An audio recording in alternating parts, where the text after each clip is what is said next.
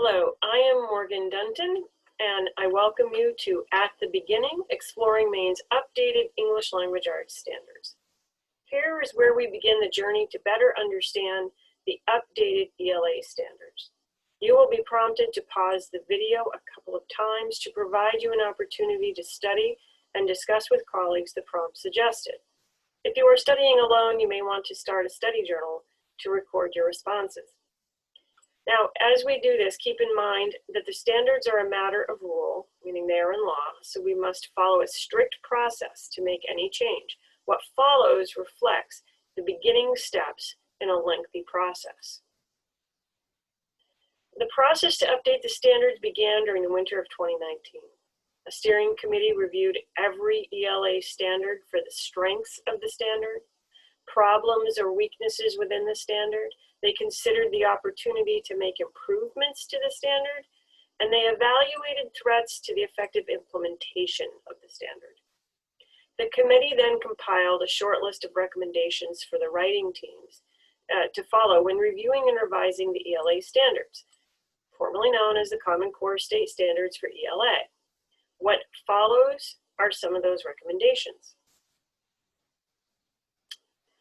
The committee wanted the writers to review and revise with students at the center of the picture. They wanted the writers to ask the question, what is the essential learning that we want students to experience? The committee also noticed some redundancy or similarity between standards that often cause confusion when teaching or assessing. They suggested that by combining these standards, the committee hoped to reduce the overall number of ELA standards and provide clarity for the document. The Common Core State Standards for English Language Arts were written in developmentally appropriate progressions. The steering committee did not want the writers to lose sight of this fact.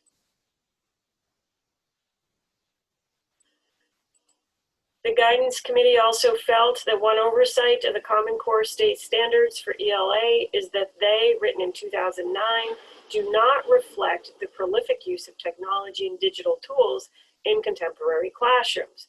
This review provided an opportunity to correct that language. The committee also felt that the writers should ensure use of teacher-friendly language. Teachers don't understand what it says, then who will? The committee suggested that the standards should be written so that teachers understand the intent without notation or interpretation. The steering committee also felt that while the standards are intended to develop English language skills, the committee directed the writers to be aware of the need to develop windows, doors, and mirrors to cultural responsiveness. Now, with these ideas in mind, what should you find in the updated standards? This would be a time to pause, think about or talk to your colleagues to establish an anticipatory set of content. Describe the success criteria for meeting the guidance. What would it look like if the writers did what the steering committee suggested?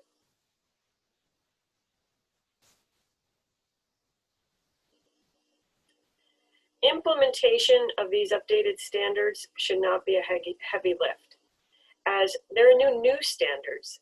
It's just revised content, not reinvented. It's a reformatted document. It was officially adopted in July 2020, and implementation is underway and will take some time. In this revision, the standards have become succinct, clear, less. There are fewer standards. And the standards honor teacher judgment, extracting indications of curriculum, removing prohibitive interpretations of the standards. Another change you'll notice in the document reflects what happened in the Common Core Standards. The Common Core State Standards includes a fantastic detailed introduction to ELA that explains how they were intended to be interpreted and implemented.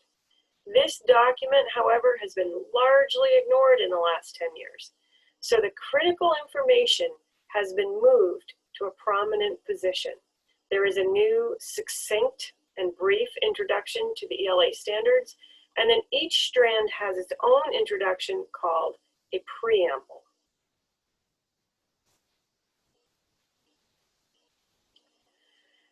Now here's an opportunity to explore the beginning of the revision.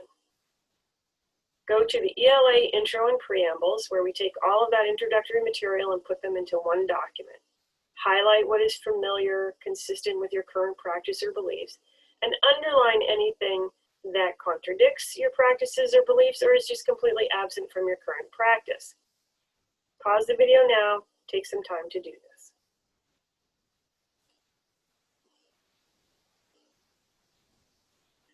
With your colleagues, think about what you highlighted and what you underlined. What was confirming and what was concerning. Now would be a time to pause again.